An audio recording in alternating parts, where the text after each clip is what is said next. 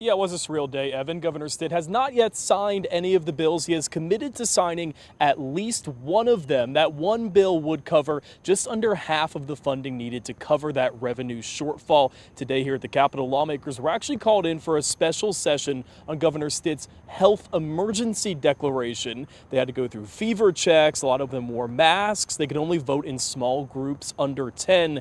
While they were here for that health emergency, they also passed 3 total bills to fill that $416 million hole in the budget. Now, in total, those 3 bills would basically allow a withdrawal of more than $500 million from one of the state's savings accounts. That extra over the $416 million they need could be used for any future shortfalls.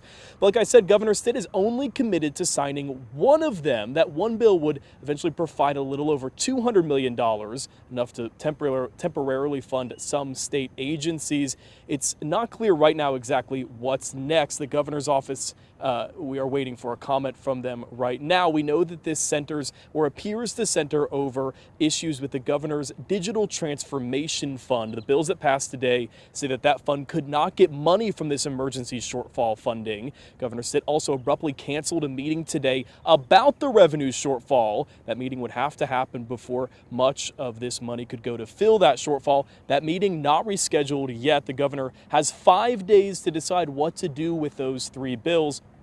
If he were to veto 2 of them, the bills passed both chambers of the legislature by very, very significant margins, only 1 no vote on both sides. So they would theoretically have the votes to veto or to override those vetoes. Of course, we are not at that point just yet. And we are watching very closely because of that kind of surprising disagreement over those issues. There are a lot of questions about what comes next, Evan. Dylan, break this down for us and our viewers. You mentioned the health emergency that was just passed. How is that different than the state of emergency that we're under right now?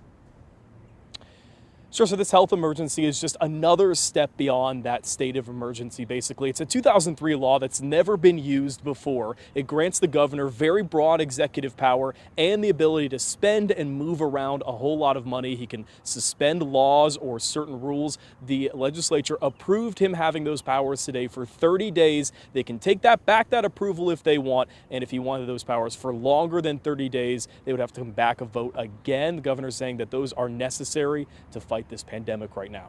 At the Capitol, Dylan Richards, KOCO 5 News.